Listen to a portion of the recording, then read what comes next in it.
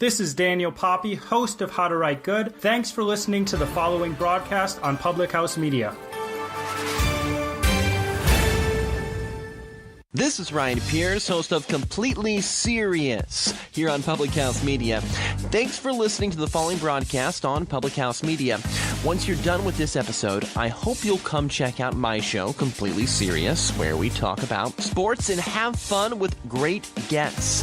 Don't forget to subscribe on iTunes so you'll never miss an episode of Completely Serious. Thanks again for checking out the following broadcast on Public House Media.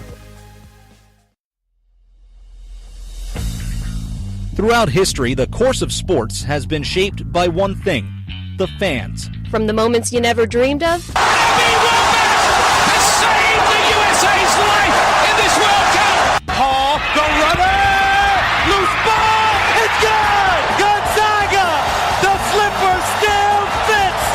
To the moments that still give you nightmares. Behind the bag, it gets through Buckner. Here comes Knight, and the Mets win it. He's in. Patriots win the Super Bowl. Brady has his fifth. through the good and the bad, fans have helped change the games we watch and the players we love. They may not be the most logical people. You are a factory of sadness. I'll see you Sunday. But they know their teams better than anybody. They'll blow in the ninth. You may not always see them, but you know where to find them. After all, there's nothing quite like the view from the cheap seats. Broadcasting as part of the Public House Media Network. Grab a chair and enjoy all there is in The cheap seats. Good morning and welcome to The Cheap Seats here on Public House Media. Happy Friday to all of you fantastic people. I'm Baxter Colburn. That's Matt Coyne. Good morning, Matt. How are you, sir? Good, Baxter. How about you doing? Not too bad. Good. How am I doing? How are you doing? I'm doing good, yeah. Everyone's doing well today. It's Friday, for goodness sakes, Yeah, Matt. absolutely. The week has been... It's always hard this time of year, I feel like, because you've got the NFL world in hibernation right now. It's trying to stay relevant with little things here and there and draft, mock drafts and all that other fun business as well too. But it's hard to really, for you and I, because we're big football fans, and I'm a soccer guy, but I know I lose you in that conversation, and you're a rugby guy, and I don't even know what's going on. Absolutely, at that point. yeah. So, no, I understand that. Most people don't understand it. Why would you? Exactly. I mean, just a bunch of guys running around hitting each other. I mean, what kind of a sport? Who would follow a sport like that with an egg-shaped ball? So strange. But at least we wear helmets in football. But either way, Matt, we've got a lot of good stuff to get to today. We do want to take a minute to remind all of you, of course, that we are presented by Public House Media. Our show is now live on iTunes as well too, and Google Podcasts. So make sure to go and subscribe depending on what type of device you use. More information about our show is found at thephmedia.com. And, of course, we do have a Facebook page, because what good show nowadays, what social media kind of people would we be, Matt, if we didn't have a Facebook page? I mean, absolutely. Got to have one. Yeah. So the Cheap Seats Sports Podcast on Facebook. We also have daily poll questions that we'll be getting to as well, and reviewing how people voted on the other poll questions as well, too, later on in the show. All right, Matt, so we want to do some quick headlines just to kind of get after, just to help kind of bring people in briefly for what's been going on in the sports world. I think there's a couple that are very important. One that's very near and dear to your heart is Ryan Shazier apparently is still planning to return.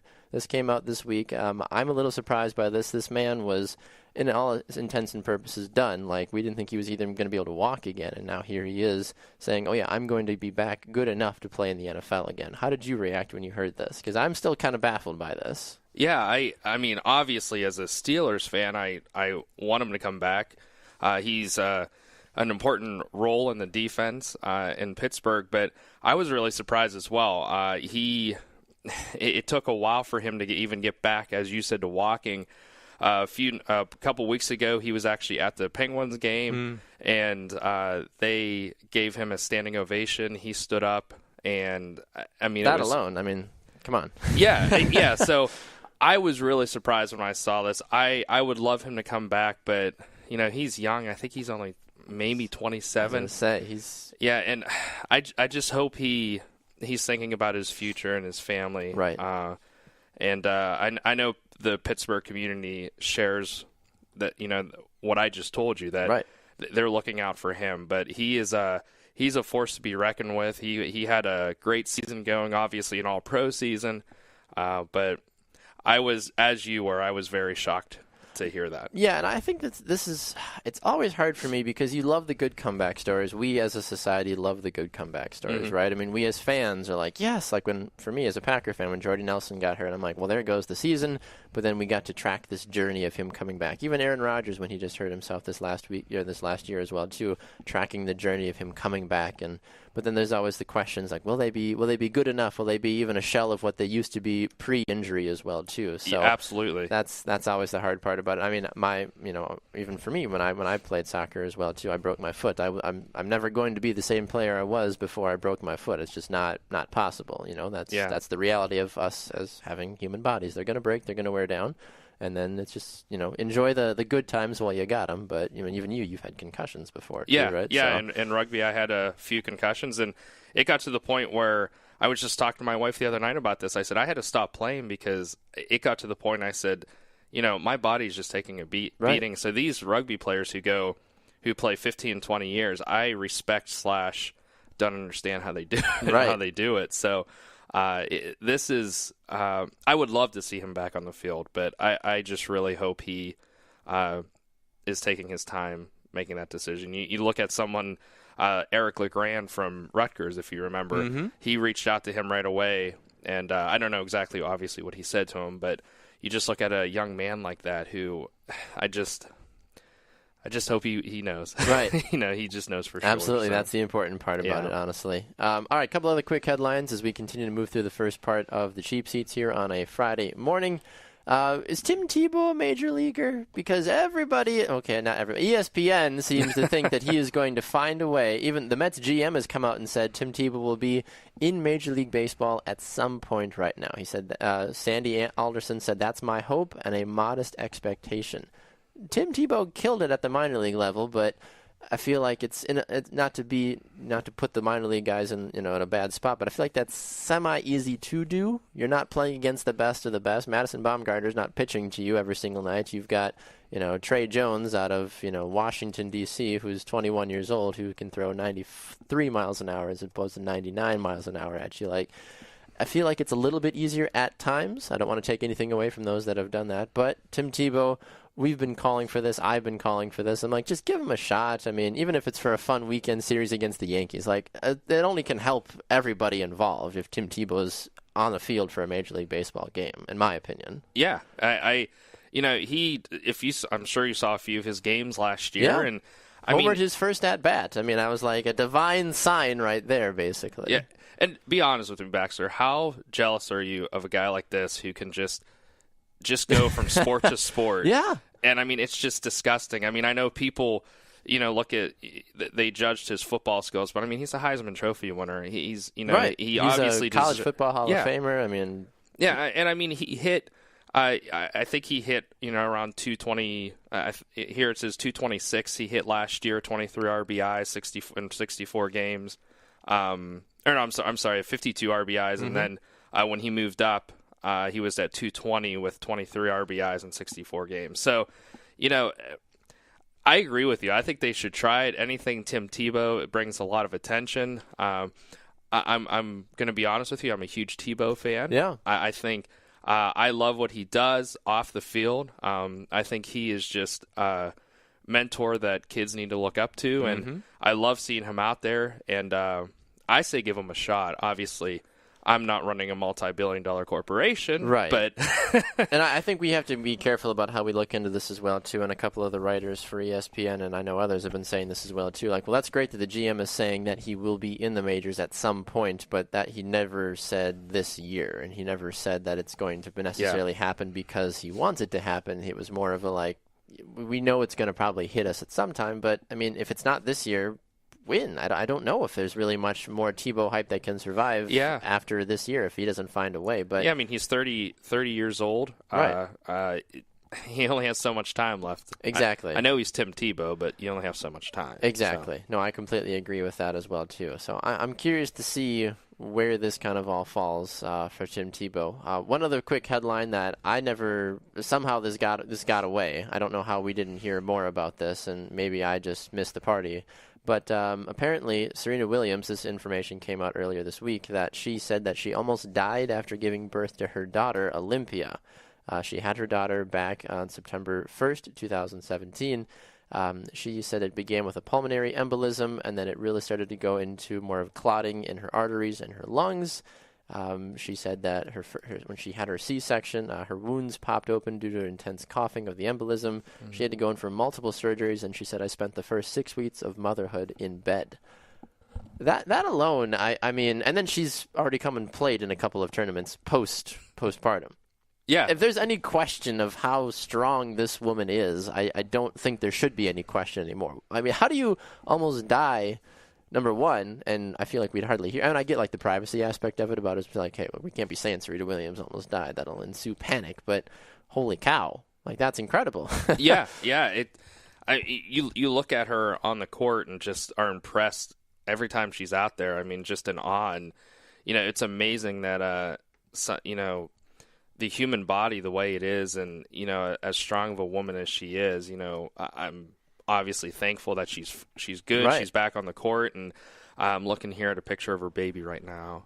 Baby Olympia. Yeah, so that I'm glad to see she's okay. But what a scary thing, and it's crazy. It's coming out now. Normally in the sporting world, something especially with Serena, such a high profile athlete, that comes out right away.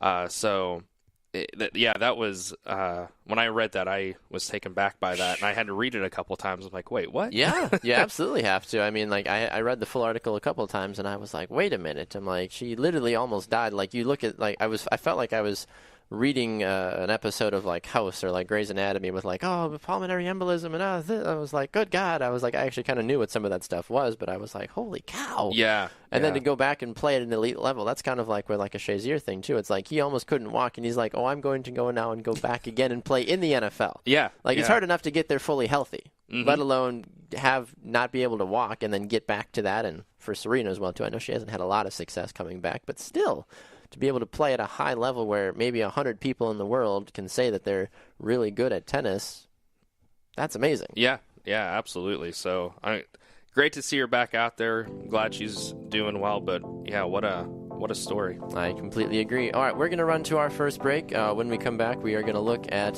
the newest draft order that has been proposed by Mel Kiper in terms of at least the top 10, maybe 11. There's a guy in the top 11 that has us questioning maybe where he will fall. So we'll talk about that and much more. You're listening to The Cheap Seats here on Public House Media.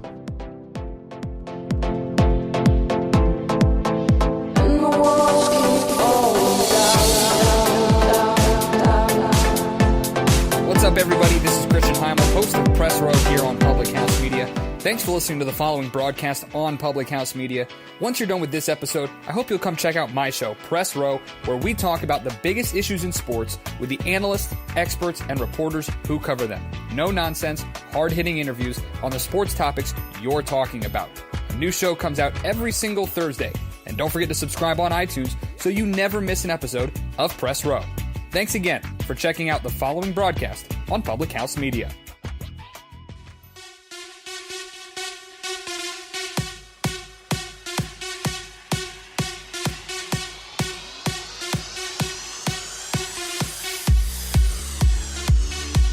Welcome back to the Cheap Seats here on Public House Media. I'm Baxter Colburn, alongside Matt Coyne. How are we doing today, Matt? I'm doing great. Doing good. All right, first segment in the books as we roll along with the Friday edition. Reminder, of course, to follow the show on Facebook. The Cheap Seats Sports Podcast is the best way to do that. We post our poll questions and other fun things from the sports world as well today, too. We will have a poll question coming up for you later in the show.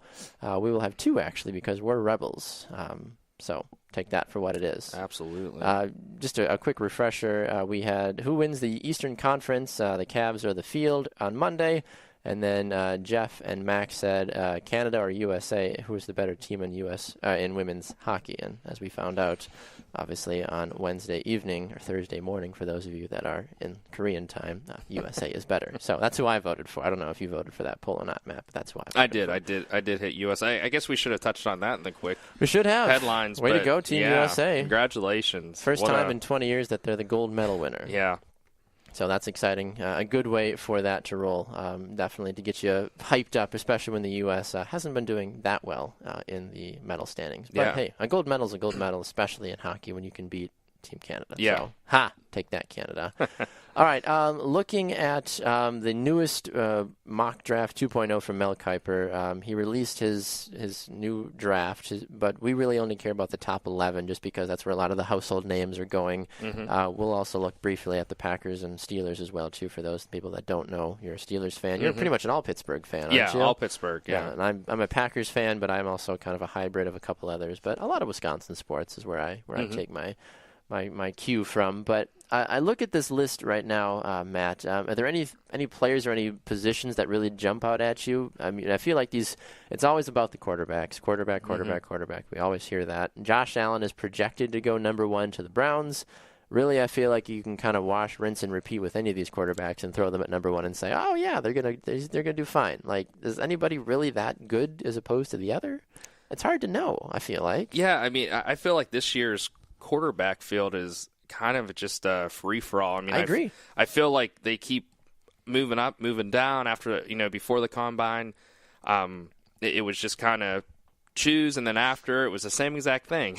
Right. So Josh Allen, I am pleasantly surprised that he's number 1. Baxter, I don't know if you know, I lived in Wyoming for 3 years. That. Yeah, no. Yeah, I lived in Wyoming. So you and Josh friends? You run into each other in the cow pastures? Absolutely. And everything else? That's all I assume out there's just fields, just nothing. Yeah, well, I lived in the mountains. Yeah, I lived in the mountains, yeah. So, but I'm happy to see him up there. I think, but it's interesting because I don't think he had the I don't think any of these quarterbacks really had the season that anybody was expecting or hoping for. I mean, well, Josh Allen got hurt at UCLA as well too, and he was supposedly supposed to be this, or Josh Rosen rather, was this starlet that everyone was so excited about, and then he got hurt, so then that kind of tinted his stock a little bit. But still, I mean, he's projected to go number 11. Yeah, I mean, yeah, and I mean Baker Mayfield just seems. I mean, he seems like. I mean, he could be Johnny Manziel 2.0. That's what people are saying. Yeah, and just some of the stuff he's doing. I mean, he is a talented player, but he keeps moving down the list too. So yeah, so you look at at least where these quarterbacks are. Allen to the Browns, Sam Darnold to the Broncos, which is interesting when we get to our poll question later. That'll kind of conflict a little bit with that. Baker Mayfield to the Jets potentially. And then you've got Josh Rosen to the Dolphins at 11. Yeah. I would agree that all of those teams need a quarterback, but we've heard a lot of rumors that Kirk Cousins might become a Denver Bronco as well, too. So then you look at that, but then you're saying, okay, well, Kirk Cousins is still young-ish. He's only been in the league, 4 years, 5 years? He's made more. He's made a ton of money thanks to the Redskins' foolishness. So Kirk's set in that aspect. But then, do you take a young Sam Darnold and try to develop and try to, put him behind a smart guy like Kirk Cousins? Or do you, as the Broncos, say, let's just run with Sam? What's the worst that could happen? A lot. That's the answer. Yes, a lot could go bad. Yeah, and I watching the Browns here at 1-4. I mean, they were in a similar position last year. Yeah, they had 2 first-round picks last year, and yeah, every year I hear people say this. The Browns are going to do it. I just being AFC North, knowing right. I just You're can't. Like, no, they're not. Yeah, and I would love to see Barkley. That'd be interesting to see him go there, to have that backfield of Josh Allen and Saquon Barkley. But that's interesting to see what they do with their 2 picks. I honestly don't see them going defense. I just think I don't see that. I see them going offense. But obviously. Well, it's always hard because, and I was a Cleveland Browns apologist before the season started this last year. I was saying, hey, look, they've put some people together. I know, because everyone hates on them. I'm like, look, I'm going to give Cleveland a chance here and say, hey, maybe they might do something, and that wasn't the case. And with Josh Allen as well too. I mean, for Cleveland, really at this point, I mean, you have to say, well, could a guy like an Aaron Rodgers, really thinking wide, like, would he be able to even save Cleveland at this point? Or like a Tom Brady or a healthy Ben Roethlisberger? Like, you look at this small pocket of guys, could a Matt Ryan? I don't know. Some of these guys are huge products of the system.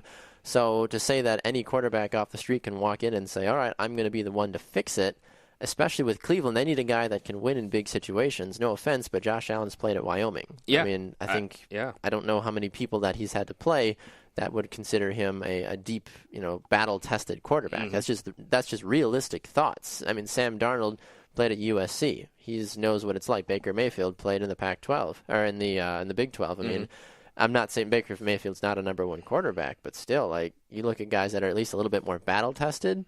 But I know that at this point we're kind of looking at pure skill, not necessarily who has the better resume in terms of big teams that they've beaten and games that they've won. Yeah, and I feel like it's going that way the last few years. It's you don't have the draft classes of with these big name quarterbacks. Right. It seems like it's. I mean, now obviously it's always hard to know though at the same time how big or not these guys are. Exactly. Yeah. So I'm excited to see where everybody goes. I don't remember a draft of them moving around so much. So it'll be interesting to see. I do honestly want to talk briefly about the opportunities for the two teams that we support as well too. Yeah. The Packers have the 14th pick overall. Steelers have a high 20s. I don't know where they 28. are. 28. Okay, so Packers have the 14th pick in the first round.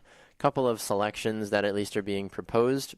This is at least according to Tankathon.com, which I think is a fantastic name for a website. So thank you for that, Tankathon.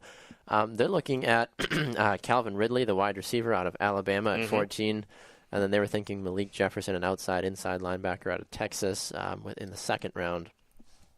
I think Green Bay needs a wide receiver, but I think you can't necessarily project them a wide receiver right now because they need to figure out what they're going to do with Jordy and Randall. Once you figure out those two guys, you just signed Devontae Adams to a big contract. You really want to bring in a first-round draft pick as another wide receiver? That's going to tie you up with a lot of cash right off the bat with when the you were rookie saying contract. that surprised me. Yeah. So that's surprising to me, and maybe this hasn't been updated, but based off of what I'm looking at right now, this seems fairly updated in terms of the projections. But Green Bay needs offensive line help. They need defensive pass rush help as well, too. I would rather them almost take the best available outside pass rusher at this point as well, too. I mean, there's numerous things the Packers need, but if there's one thing Packer fans know, they will always draft a wide receiver at least once during every draft. That's just what they do. Yeah. It's annoying a little bit at times, and sometimes it works, but we don't need 18 wide receivers going into training camp. Yeah. It's no business. You're not going to find a diamond in the rough with 18 guys calling for the ball. You're going to throw to your top 5, and then you're going to cut everybody else and keep 2 for the practice squad.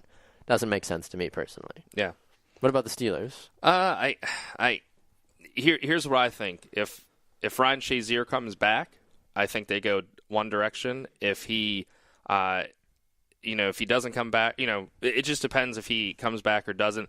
I really like with following Penn State. They on USA Today they have the Steelers taking Marcus Allen from Penn State. I love that. He is very Steeler-ish. Sure. That's a word I'm going to say. That. Sure, yeah. If you're a fan, you can Steeler whatever you want. Yeah, I think he would be a great fit as a safety, in Pittsburgh. If Shazier doesn't come back, even if he does, I really think they need to look linebacker. I love also Rasheed Evans from Alabama. CBSSports.com has him watching. Obviously, we got to see Alabama a lot this year.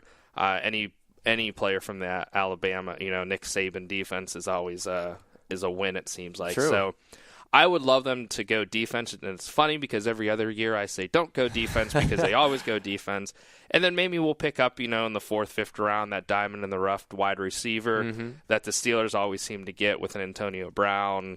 Mike Wallace back in the day, right? Hines Ward. They always seem to get those. Yeah. So first round, I would love to see a defensive player.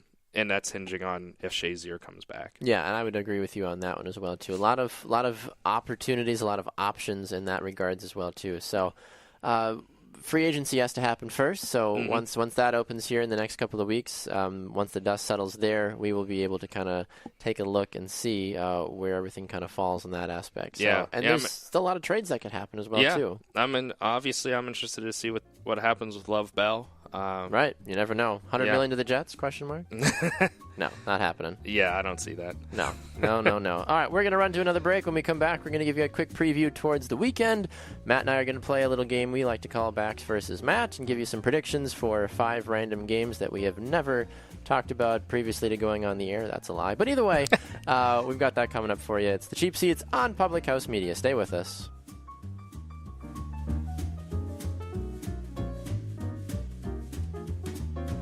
This is Daniel Poppy, host of How to Write Good here on Public House Media. I just want to thank you for listening to the following broadcast brought to you by Public House Media. Once you're done with this episode, I hope that you'll come check out my show, How to Write Good, the writing show that is not about writing. A new show of How to Write Good comes out every Wednesday, so don't forget to subscribe on iTunes so you never miss an episode of How to Write Good. Again, thanks for checking out the following broadcast on Public House Media.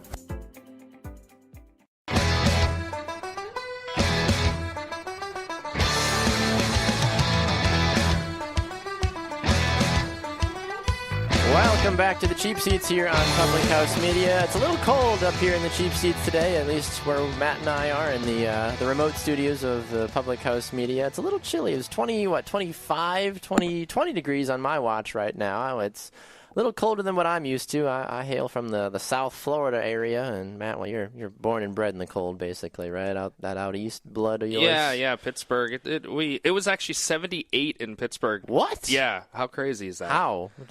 What happened? It's one of those random days, they get those 78-degree days. And... I don't know if that's very random. That seems something not right in the atmosphere. Yeah, it's 78 in Pittsburgh. Yeah, but they had a 70 and 78, so. Very strange people out there. Yes, yeah, they are. I don't know how to respond to that. Either way, all right, Matt, we're going to be playing a game on Fridays, and we encourage all of you that are listeners to play as well, too. A reminder that you can get the show on iTunes and Google Podcasts, so subscribe that way and make sure you tune in. We are going to be picking 5 games. I would like to argue that our 5th selection is not really a game, more of an event, but either way. Where we have to pick a winner, and then we're going to kind of keep a running tab, and I feel like eventually we're going to have some sort of competition wrapped into this where losers got to do something, I feel like, at some point. But we tried to make this as across the board and not as predictable as possible. We're picking 5 different events, 5 different sports. We've got an NBA game, a college basketball game, a soccer game, a NHL game, and NASCAR. So, with all that being said, NASCAR was not my idea. I want to make that very clear. For anybody that knows me personally, is Junior still racing? That's about as much as my knowledge. He retired. I know. Yeah. Jeff Gordon. He retired. Dang. Jimmy Johnson. He's still there. Oh, okay. He's not a nice guy, right? Isn't that the perception of Jimmy? You know what?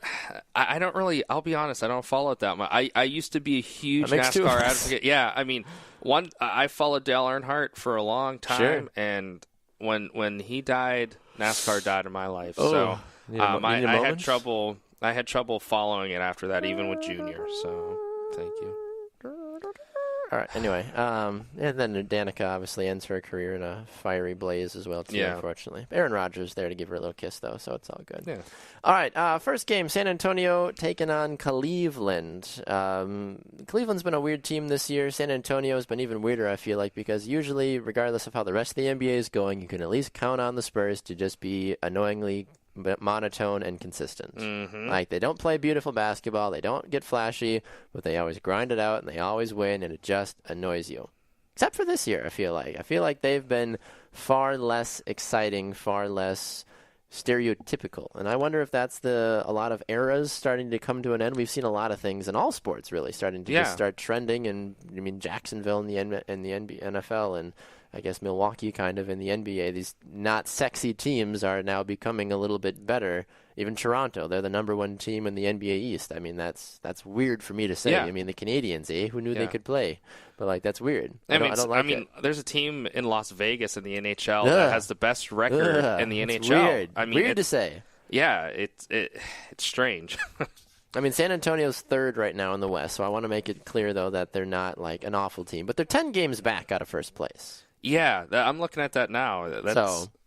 Take that for what it's worth. You're used to seeing them 1 and 2, and right. How about Golden State now? They're in 2nd. Half game back behind Houston. Wow. Houston's going to be a fun team to watch down the stretch. I mean, you've even got like a team like Minnesota that's kind of creeping up right behind them as well too. So 10-0 Houston in the last 10 games. Good Lord, that's not too bad. That'll get you places. Yeah. that'll do real good things for you. So Cleveland, San Antonio. Cleveland's 34-22. They are 7-3 of their last 10. What do you think of this game? I gotta go Cleveland. Okay. San Antonio. News came out yesterday that Leonard they don't even know if he's coming back this year. Kawhi. I feel like he's ready to transition out of the team. Like, you can kind of tell, I feel like at certain times when a player is ready to leave a team, like the injury just seems to take a little bit longer than usual to heal. And I'm probably just going to have to sit the rest of the year and just give me money and then I'm just going to be gone. Yeah. Yeah. So that's always hard for a fan to say, oh, but Kawhi, like, you're so good. You know, and other, even there's other players, you see that all the time. It's like, but at some point you start to sit there and be like, you're going to be gone next year. Okay, I get this. You just don't want to be here anymore. Is it Pop? Like, what's going on, man? Like, can you figure it out? So, all right, I've got Cleveland in this game as well, too. I think it's still, and I made this argument on Monday when I voted in that the poll as well, too, taking the Cavs or the field. I feel like anytime LeBron is on a team, it's so hard to vote against them. Every single night, if LeBron's on your team, you can be 0-80. If LeBron's in your starting five, you have a chance. Absolutely. I mean, you saw him in the All-Star game. I mean, he's just that man just shines, when he needs to, and all the time. Well, of course, he always is a good player. Yeah, it's just he is another player that it's just I'm in awe when I watch him play. I completely agree. All right, college basketball. I have yet to get infected with the college basketball vibe. I usually check in around March when it's time to fill out a bracket, and then I get super excited. And then after that, I kind of check out again. But Kansas and Texas Tech are playing a game over the weekend. Texas Tech has been fairly good from what I've been hearing. And, they're having a great year. So talk to me about this game a little bit, I guess. I mean, where are you falling in terms of who you're supporting for this one? I got to go Texas Tech. I'm going to go. I just think they're having a good year. Kansas, I'll be honest with you,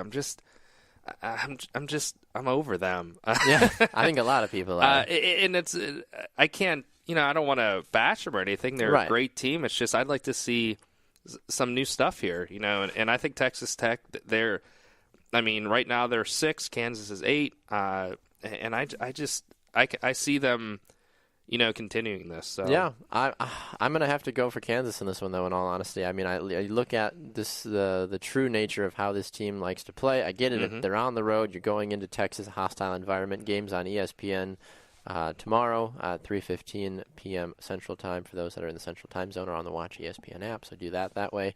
I've got the Jayhawks, I guess, pulling an upset. They're the lower of the 2 seeds, even though it's hard to call Kansas an underdog in this game.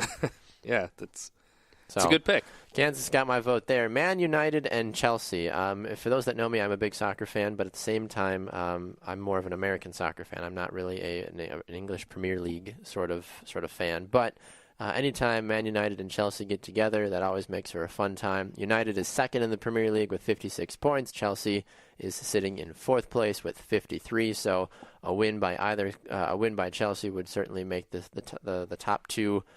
Really intriguing. City's basically run away with the entire season. So, this is one of those games. United, I've been going through some issues. I've got to give this one to Chelsea, honestly, in my opinion. What say you? I'm going to just disagree with you. That's fine. Because be a rebel. I don't know much about soccer, Baxter. And sometimes that's better. Yeah, I mean, it for those of you who know me out there, know that I've never been a soccer fan. Nothing. I just. How dare you? I know. Give sorry. it a chance, I'm man. Sorry. I've just never got into it, but I'm going to go Man U just because I want to disagree with you. Sure, why not? All right. They've got the history. They've got a lot of good players, so I totally understand. Going to the NHL, we've got the Pittsburgh Penguins and the Florida Panthers taking place in this game. I don't follow hockey at all. Okay. So I'm aware of both of these teams, but Florida Panthers are sitting at 26 and 25, and 6, I guess, right? They count overtime losses as well, too, don't they? Mm-hmm. And then you've got the Penguins, who are 35, 22, and 4. So technically, Pittsburgh is the better team. This game is going to be fun. I'm going to go for Pittsburgh just because. I mean, I feel like I should support my Florida team, even though I'm not a Florida fan of any sports. Never have been, never will be. That's just the reality of it. Yeah, I mean, do you really think I'm going to go against? No, I didn't think you would. The Penguins. I mean, but seriously, I mean, they are the Penguins out of the All-Star break. They have just been on fire. They're 8-1-1 in their last 10, 5-game winning streak. It's been I forget where I saw. They're on a huge winning streak at home. They've only lost 7 at home, 7 at home this year. So I think they're well on their way to a three-peat, Baxter. Hey, good for you, man. Yeah, good for you. So I'm gonna be a yinzer here. Did you know that's what they call Pittsburgh people? What? A yinzer. What does that make? Well, that doesn't even make sense. Pittsburgh people say yins. So what's a yins? You, like you guys, like you yin? all. Yeah, like so yins? You say yins. Some people want to say Ewins. That's not Pittsburgh. That's it's no. Yins. Like we're y'all in the So South, I'm going to be a yins. true Yinzer out here and say Pittsburgh. That's really strange words. I know. Fair enough. All right, and then you wanted to pick NASCAR. You got Atlanta this week, apparently. Yeah, I you think telling me that. How do we pick NASCAR? So here's what I say. I can't tell you 3 drivers. So I say we just pick each a driver and think who's going to finish higher. Like I don't know how we let's each pick a driver and the highest whoever finishes wins. Higher wins. Yeah, sure. That makes sense to me. What if they both crash out? Is it who crashes out later? Well, yeah, they'll finish. They have to finish 1 through 43. So sure, fair enough. Yeah. So I mean, do you want to pick first? Do you want me to? I mean. Well, because this was really your baby on the NASCAR. This is my baby. Yes, I'm the big NASCAR guy here. Check me out here. I'm going to go with Joey Logano. That's going to be my guy. I'm going to pick Big Joe. Okay. I like the name. Sounds like a good Italian. Yeah. I'm going to pick Kevin Harvick. Kevin. All right. Yeah. I like that. And then Kevin H. All right. I like it. Well, we'll have to see, I guess. If you've got votes or thoughts about the teams that we have picked, feel free to let us know. Of course, you can write on our Facebook wall on the Facebook page, of course. Send us a message there as well, too. Are you on, like, Twitter or social media? Can people, like, contact you? I'm on Facebook, yeah. Are you on Facebook? Yeah. All right, so people can reach out to you that way as well, too. Matt Coyne, Baxter, Colburn on all the channels, so feel free to let us know your thoughts about our predictions in that regards. And we might even get fancy and post a graphic on Facebook and have people comment that way as well, too. So, all right, we've got a little bit more to get to before we wrap up the show. When we come back, the whole Floyd versus Connor thing has been real annoying. We're going to talk about that and talk about matchups that we wish would have happened but never actually did. That's coming up when we return here in the Cheap Seats.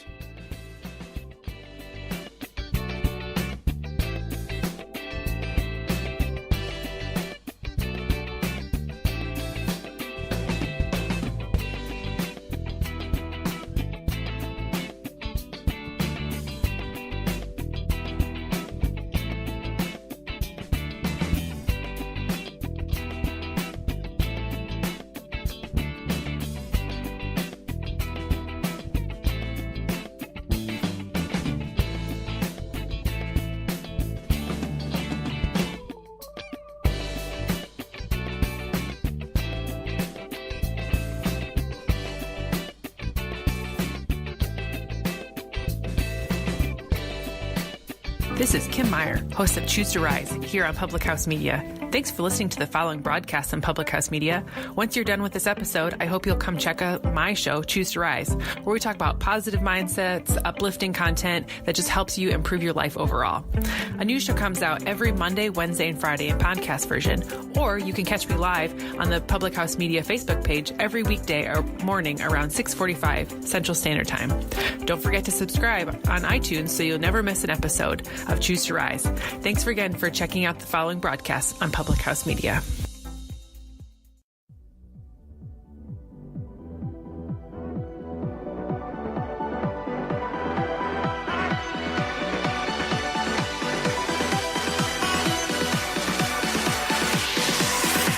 I hear the freaks come out. Welcome back up in the cheese seats. I'm Baxter Colburn alongside Matt Coyne here on Public House Media. All right, Matt, we've got some stuff we got to talk about here in this segment. Reminder, of course, that you can find the show by going to iTunes and by going to thephmedia.com.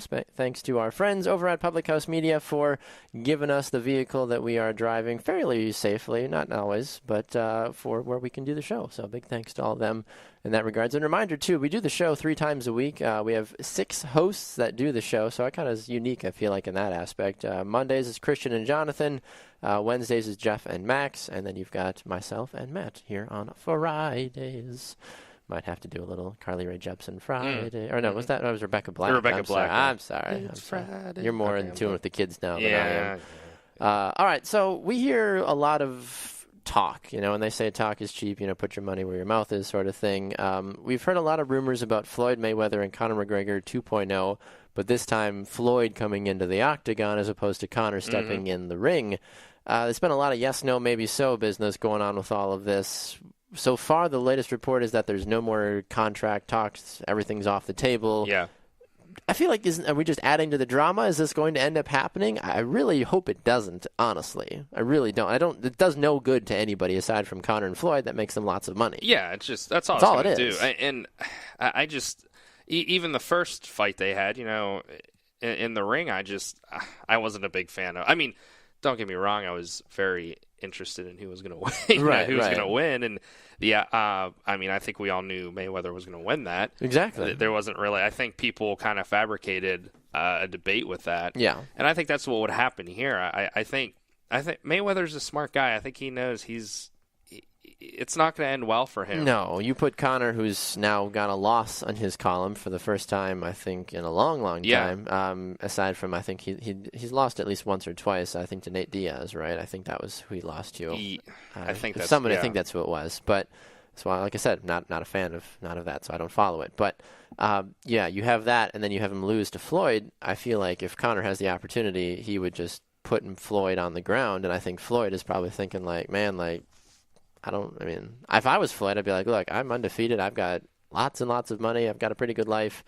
Might just tap out here on this one and just say, you know what, I'm going to stick to my perfect record across the board and just be good. Yeah, I don't blame him for that. No, it makes total sense to me. So that got us thinking, Matt, we were talking about this off air, about other matchups that we wish would happen. I don't wish this one would happen, but other matchups that we would have wished had happened in the sports world that I think would have made for interesting drama. And I made the recent history assumption that I would have loved to have seen Minnesota and Jacksonville in the Super Bowl. And I know I'm solely in the minority from a lot of people. I was preaching that a lot during the playoffs, and I was getting laughed at. People like, why? I mean, they're like, we get the Minnesota thing. They're home.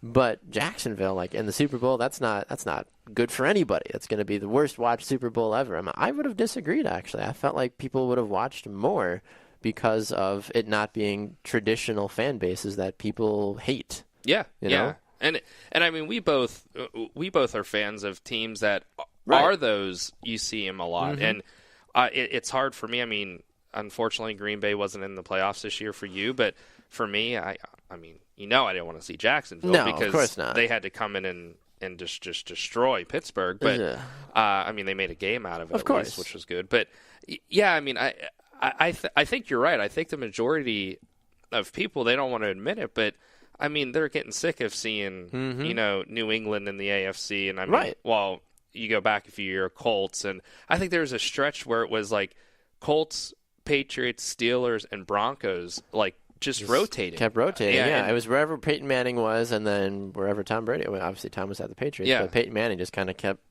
cycling through basically at that point. Yeah, so I would have liked to see. I would have liked to see Minnesota make it. I think that would have been even the Saints. A team that does. Well, I'll be honest. I wasn't upset with the Eagles. I mean, the NFC is different. I mean, without Green Bay being in there, you had a bunch of teams that haven't been there, and I was happy to see Philadelphia. But that would have been neat to see a Jacksonville Vikings. I agree with you there. Yeah, I would agree. I mean, I'm looking back at other just recent playoff brackets. I'm looking at the NBA playoffs from last year.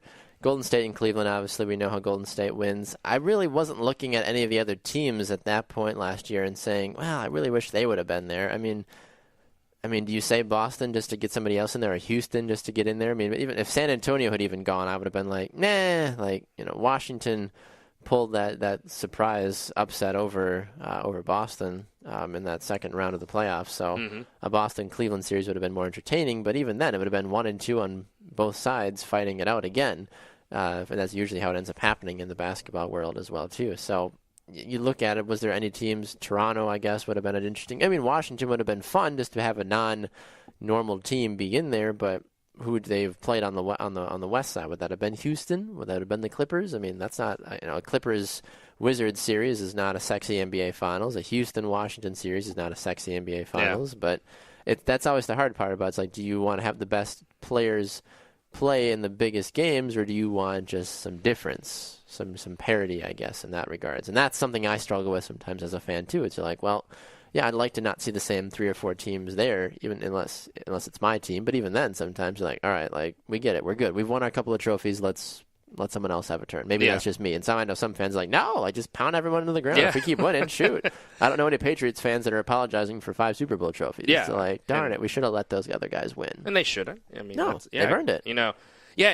That's how I feel. I mean, last year, Baxter, I'm a big baseball fan, and last year I was excited to see the Astros make it to the World Series. That was great. I mean, the year that the Royals made it, and even the Dodgers this year. I mean, they haven't really been relevant. It's true.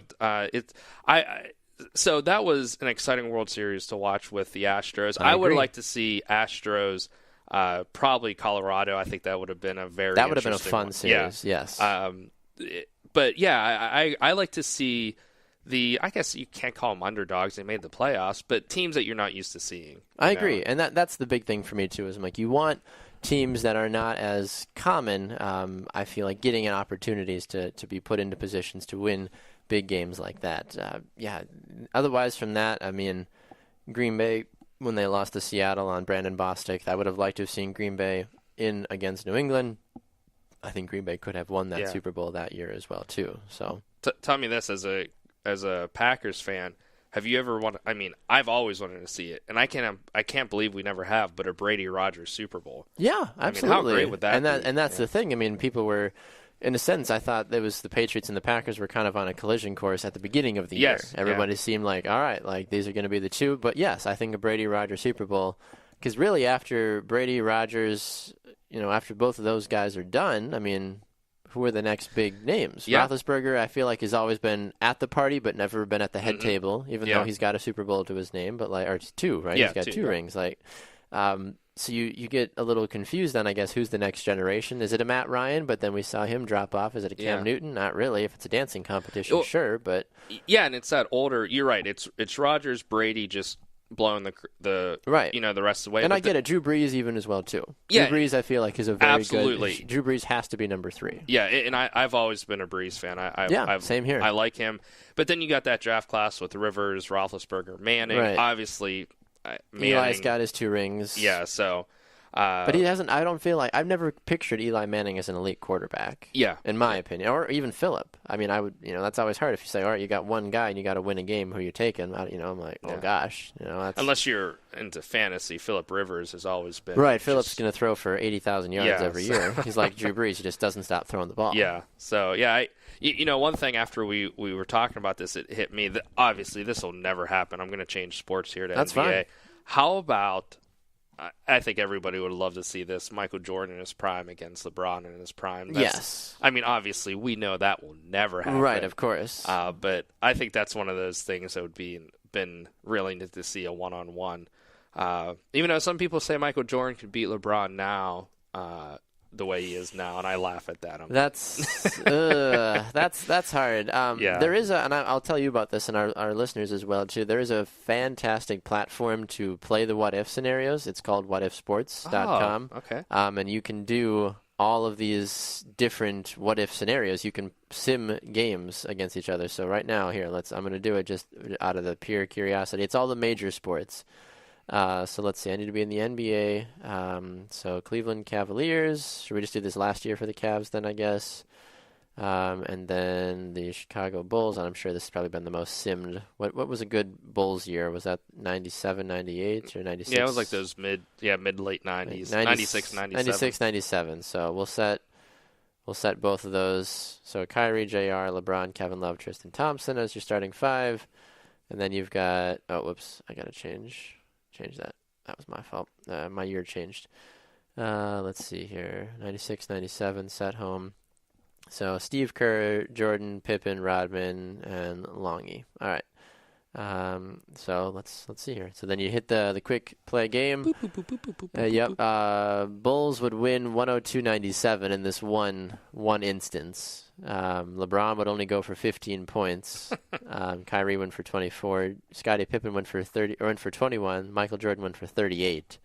So obviously somebody wasn't guarding the right person. Yeah. But it's interesting though. This is a fun thing that I will get lost at for hours in playing the what if. I've never seen it. Yeah. Playing the Thanks what a if. lot, Baxter. You're welcome. You can also play like leagues and dynasties and all this other fun business. But because so many, I think the creators of this just got so tired of everybody playing the what if game. It's like, great, like we're gonna just put together at least an analytical, statistical side of thinking that people could possibly, try to get at least a kind of an idea without obviously, and we all know games aren't won and lost on paper, but still, like, this is about as close as we're ever going to know to, Jordan, LeBron in that regards and say, who would win, So this is a cool tool that I think a lot of people, I'm going to set Golden State and see how they would do as well, too.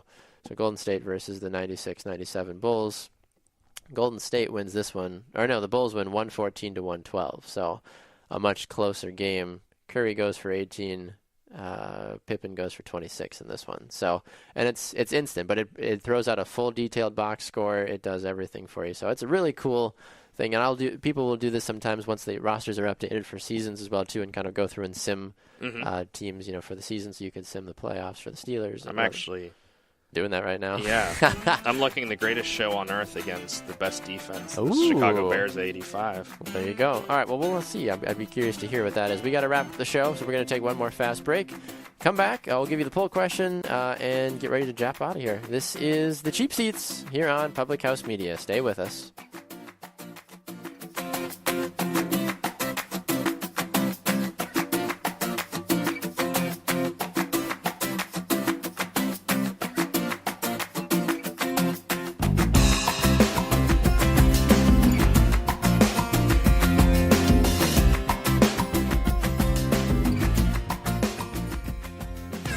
Host of Beauties and Headcanons here on Public House Media. Thanks for listening to the following broadcast on Public House Media. Once you're done with this episode, I hope you'll come and check out my show, Beauties and Headcanons, where we talk about nerdy theories, games, TV shows, books, movies, you name it. We're here to talk nerdy to you. A new show comes out every Friday. Don't forget to subscribe on iTunes so you never miss an episode of Beauties and Headcanons. Thanks again for checking out the following broadcast on Public House Media.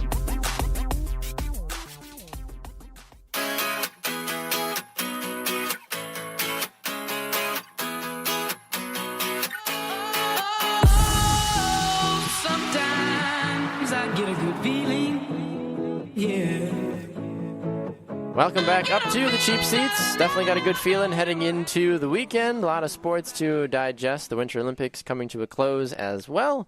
He's Matt Coyne. I'm Baxter Colburn. Welcome back inside the studio as we finish up our first Friday edition of The Cheap Seats. Reminder, you can catch the show Monday, Wednesday, and Friday, courtesy of Public House Media and wherever you find your podcast. The show comes out at 6 a.m. Central Time, so make sure to subscribe so that way you can get it directly to your cellular device so you can tune in. All right, as we get out of here, we have a poll question. We're actually going to do 2 poll questions today. Just because we are rebels. The other guys, the rest of the week have only done 1 every day, but we're going to do 2 just because we can. Well, the Olympics are coming to a close, plus we teased it a little bit earlier, the whole Kirk Cousins thing. So the 2 questions we're going to ask today is, what do you think is better, the Summer or the Winter Olympics? That's the first one. And the other one is, does Kirk Cousins, if he were to sign with Denver, we don't know, just because Washington's GM came out this week saying he's going to be a Bronco. Nobody has any idea really where he's going to go, but that does make the most sense in my mind. Does Kirk Cousins make the Broncos a Super Bowl contender if he signs with the team? I've always been saying, since Peyton Manning's been gone, they're one good quarterback away again from getting back to the Super Bowl. The defense is in great positions to do what they need to do to win, and they've got amazing wide receivers, and the running game needs a little bit of help, but still, like, if you can get a good quarterback to throw the ball around, manage the game, hold on to the ball, it could be a really good team again in Denver, I think. Yeah. Super Bowl contender this year, I don't know, but if Cousins gets over there and I don't know, I think they definitely come out as at least a favorite in the West, or the favorite in the West. But I'd like to see where that would take them, because I agree with you. They're Paxton and all those others just didn't work out for him. They haven't worked out. So I'd like to see what they do. The thing that worries me is they're a few years out of Manning now. So, the team's changed. So we'll see what happens. I agree. I completely agree. And then summer versus winter Olympics. I mean, I feel like the summer's better personally. I feel like it brings so many more nations together, but a lot of my favorite sports are also in the Summer Olympics. Yeah. I feel like really people only watch the Winter Olympics for curling and for hockey. Don't let anybody else tell you anything else. No one's watching for the luge. I'm telling you that right now. Yeah, maybe they do if you're into that weird sort of thing, but still. Well, I mean, the other night we watched Cool Runnings. That was right. Bobsledding is fun. Yeah, so I mean that gets me excited about Winter Olympics. People have asked me this before. I like winter, but summer, now that summer, I'm going to put rugby into this. Now they have rugby in there. Right. It's just they have a lot more sports, I think, that... Soccer, basketball. Yeah, it's a lot busier. They've toyed with baseball, haven't they? I think they've toyed with it, but the summer... I forget what the big international... World Baseball Classic is what kind of fills that gap now, Yeah, too. so I agree with you. I think overall... baseball, but it's baseball overall Summer Olympics, but I find myself watching the Winter Olympics more, I think, because there's nothing to do in the winter. True. Yeah, in summertime, everyone's out running around, and it's harder to pave out time to watch Summer Olympics. Yeah. I totally get that. I'm interested to see what do you think? I think people are going to vote more for winter just purely because it's in the forefront of their mind right now, but I'm going to vote for summer. Okay. Purely just because I get to see a lot of I think because if we would have had NHL players a part of the hockey this year, I think that would have made the product more interesting as well, too. So I'm a big component of letting the best players in the best competition, quote unquote, in the world play. Mm-hmm. That's just me. I know that's a debate for another time, but that's my 2 cents on that as well too. But either way. All right, Matt, any other final thoughts before we jet out of here for the day? It's been a fun show. Yeah, it has. It's been a lot of fun. Thanks a lot, and you have a good weekend, Baxter. Thank you. You as well, sir. A reminder, of course, you can answer the poll question by going to our Facebook page. That would be the Cheap Seats Sports Podcast on Facebook. Vote on the poll questions.